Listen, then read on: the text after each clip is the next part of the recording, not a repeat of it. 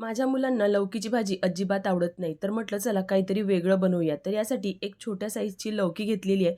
लौकी किंवा तुम्ही याला दुधी भोपळा बोलू शकता. आणि याला ना आधी असं साल काढून घ्यायचं. नंतर याला आपण किसून घेणार आहेत. तर मी इथे जाड किसणीने या पद्धतीने किसून घेते. तर सगळी दुधी मी इथे किसून घेतलेली आहे. आता आपण हे साईडला ठेवून घेऊया. आता इथे एक चॉपर घेतला आहे. त्याच्यामध्ये कांदा घ्यायचा आहे, गाजर घ्यायचा आहे आणि शिमला मिरची घ्यायची आहे. तर तुम्हाला ज्याही भाज्या याच्यामध्ये ॲड करायच्या असेल ना, त्या इथे ॲड करू शकता. आता याला असं चॉपरमध्ये चॉप करून घ्यायचं. तर इथे बारीक-बारीक मी ते चॉप करून घेतलं. आता एका बाउलमध्ये हे सगळं काढून घ्यायचं. आता याच्यामध्येच आपण जे लौकी किसून ठेवली होती ना, ते याच्यामध्ये घालायची. आता याच्यामध्ये 2 वाट्या गव्हाचं पीठ घातलेलं आहे. सोबतच अर्धा वाटी रवा घातलेला आहे. आता याच्यामध्ये काही मसाले घालायचे आहेत, तर मी इथे जिरं घातलं आहे. यासोबतच चिली फ्लेक्स घातले आहे. 1 चमचा तीळ घातली आहे. थोडीशी कलौंजी घातली आहे. चवीपुरतं मीठ घालून घ्यायचं आणि कोथिंबीर घातली आहे. आता याला आपण मिक्स करून घेऊया. तर तुम्ही चिली फ्लेक्सऐवजी ना हिरवी मिरचीसुद्धा वापरू शकता. तर आता लहान मुलांसाठी करते आहे म्हणून मी इथे चिली फ्लेक्स वापरलेला आहे. आता एकदा याला चांगलं मिक्स करून घेतलं. नंतर छान कलर यायसाठी थोडीशी हळद घालून घेतली. परत याला एकदा मिक्स करून घ्यायचं.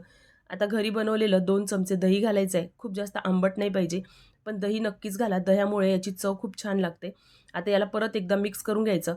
तर बघा आधीच खूप जास्त पाणी घालायचं नाही, कारण लौकीला ना पाणी सुटतं. तर आता आपण हे साईडला ठेवून देऊ, म्हणजे आपण याच्यामध्ये जो रवा घातला आहे ना, तो मुरेल. तोपर्यंत आपण एक मस्त चटपटीत टमाटरची चटणी बनवून घेऊ. त्यासाठी एका पॅनमध्ये 1 टमाटर घेतला आहे 2 भागामध्ये कट करून. सोबतच लसूण, लाल मिरची आणि चण्याची डाळ घेतलेली आहे. थोडंसं जिरं घालून घ्यायचं, मीठ घालून घ्यायचं आणि आता याला चांगलं असं परतून घ्यायचं. तर हलकेसे सॉफ्ट होईपर्यंत आपण याला परतून घेऊ. नंतर हे बघा परतून झाल्यानंतर आता याला एका मिक्सरच्या भांड्यामध्ये घालून घ्यायचं. तर आता याच्यामध्ये मी साखर वगैरे घालत नाही आहे, कारण ही अशी आंबटच चटणी चांगली वाटते. जर तुम्हाला साखर घालायची असेल ना, तर थोडीशी साखर घालू शकता. तर बघा आपली ही चटपटीत चटणी तयार आहे. आता आपण एका बाउलमध्ये हे काढून घेऊया. तर आता ही चटणी आहे ना, मी अशीच सर्व्ह केली आहे. तुम्ही याच्यावर फोडणी देखील बनवून घेऊ शकता. मुलांना वरती मोहरी वगैरे दिसली ना, तर मुलं खायला नाही बघत म्हणून मी इथे चटणीला फोडणी घातलेली नाही आहे. तर आता आपलं हे पीठसुद्धा मुरलेलं आहे. आता एका पॅनमध्ये थोडंसं तेल घालून घ्यायचं आणि हे पीठ आपलं 1 चमचा घालून याला चांगलं असं पातळ फिरवून घ्यायचं. तर बघा जेवढं चांगलं पातळ कराल ना, तेवढी याची चव छान लागते.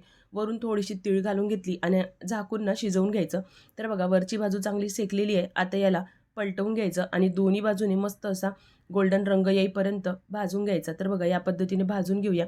अगदी कमी तेलात आणि अगदी पौष्टिक हा नाश्ता तयार होतो. तर बघा आता एका प्लेटमध्ये काढून घेऊया. तर अगदी पौष्टिक हेल्दी तुम्ही हा नाश्ता मुलांच्या टिफिनवर देखील देऊ शकता. तर तुम्हाला ही रेसिपी कशी वाटली मला कमेंट बॉक्समध्ये नक्कीच सांगा.